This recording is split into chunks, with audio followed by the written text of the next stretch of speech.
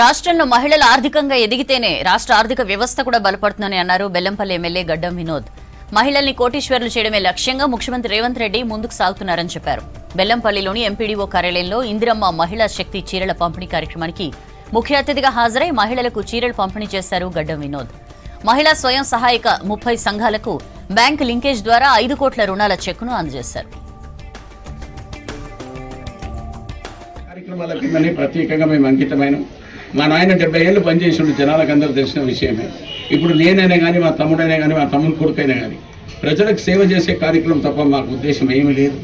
బెల్లంపల్లిని ఎట్లా పైకి తీసుకురావాలి, మహిళా సోదరులను ఎట్లా పైకి తీసుకురావాలి, ఎట్లా మీకు ప్రోగ్రెస్ చేస్తే బాగుంటుందని మీరు ఎల్లప్పుడూ ఒక ఆశ పెట్టుకోండి.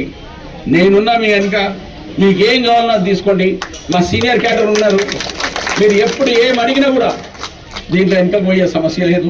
2024లో మీరు సోనియా తల్లిని గెలిపించారు.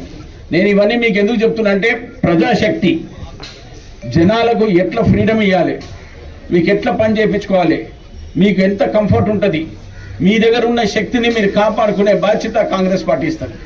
దీన్ని నేను ఎమ్మెల్యేగా ఉండి నేను యావత్ తెలంగాణ కాదు మొత్తం ఉన్న లేడీస్ స్ట్రెంగ్త్ని ఎల్లప్పుడూ పకడ్బందీ చేయాలనే కార్యక్రమంతోనే ప్రత్యేకంగా బెల్లంపల్లికి వచ్చిన. ఇవి ఎల్లప్పుడూ మీరు యాద పెట్టుకొని నేను మీ ఎమ్మెల్యేని మీరు ఇచ్చిన ఆశీర్వాదాన్ని కాపాడుకుంటూ మీరు ఇచ్చిన ఏ కార్యక్రమాలైనా కానీ ఎల్లప్పుడూ సక్సెస్ చేసే కార్యక్రమాన్ని మా సీనియర్ మెంబర్స్ని క్యాడర్ని మా ఉన్న మహిళా సోదరులను అందరినీ రిక్వెస్ట్ చేస్తున్నా. మీరందరూ ఏకమత్యం కావాలి. మీరున్న ఏకమత్యమైన స్ట్రెంగ్తే మీ బలము. మీకు ఏ ప్రాబ్లం వచ్చినా నేనున్నా.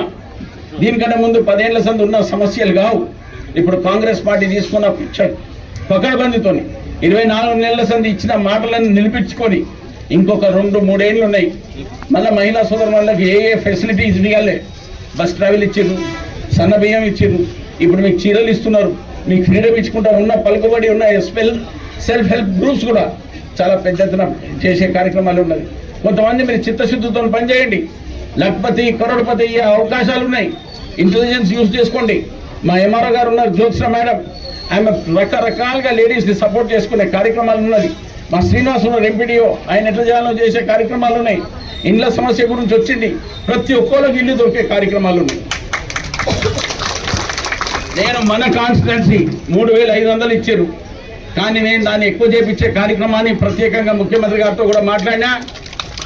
నాకున్న విశ్వాసంతో ఆ 3500 నుంచి కమ్సే కమ్ 5000 గ్యారంటీగా చేపిస్తాను.